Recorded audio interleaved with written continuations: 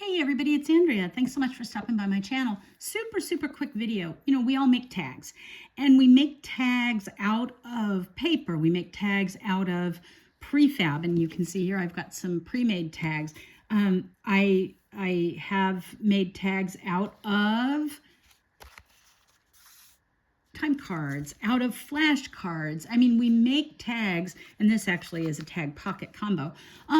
We make them out of whatever we have, but sometimes it really looks nicer if we can take time to tea dye these and accent them a little bit better. And I don't always make the time for that, have the time for that, and I want that look underneath. Now, the other thing about tea dyeing paper, is that it becomes wrinkled and you can iron it, but it's not the same, and it doesn't have the same texture when you go to use it. I need my tag to have some rigidity to go into a tuck spot and not be flimsy and falling apart. So this is something I like to do, and I take a tag and just literally rumple it up. Okay, wad it up, get it as messy as I can, and then I really want a lot of spot with grunge.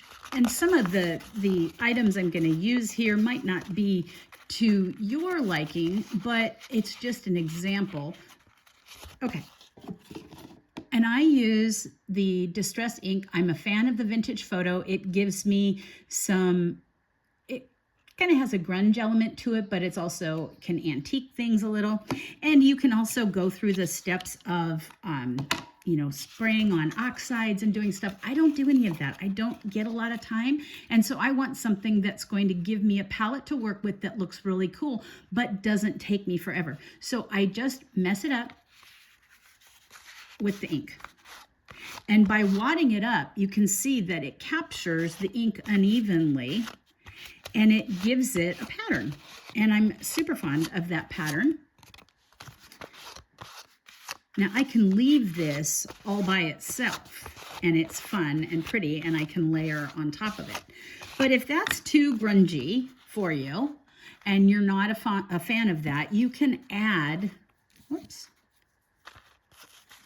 that doesn't show the grunge through very much, but you can see here I added a textile over it to allow that grunge to show through. So this is fun, and I want to play with this, and I want to add stuff to it, and I'm gonna decorate, but I can't tuck this in anywhere. So what I always do is I take a second tag, and I'm just gonna take my Fabri-Tac and glue it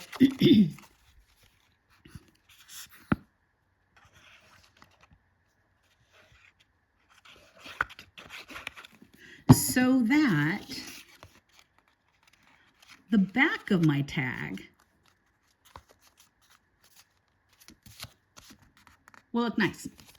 The front of my tag can be messy, and it doesn't have good stability when I scrunch it up like that and make a mess with it.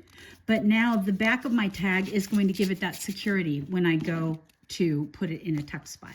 And you do end up, because you can see here, because you have made this into it being all, wrinkled, you're going to have a little bit of a gap, and you can either put lace on that. Be cautious unless you're going to tuck this onto the side of a page. So for example, if you plan to paper clip this onto the side of a page, then it doesn't matter if there's lace down here. But if you're making something that you're gonna make a pocket and you want to be able to tuck this in, if you've got a bunch of thickness down here, you're not going to have a good experience trying to tuck it into something. So that's why I'll sometimes, if I know I'm gonna use this as into a pocket and tuck it in, I will put my lace and trim across the top. You can add both. The more depth you add to a tag, the harder it becomes to slide in. So think about that when you're making your tags, and consider using just a paper clip to pop them over onto the side instead. Anyway, I hope that that gave you some fun ideas on how to use the tags that you have and the ink pads that are on the table. And I look forward to seeing what you create.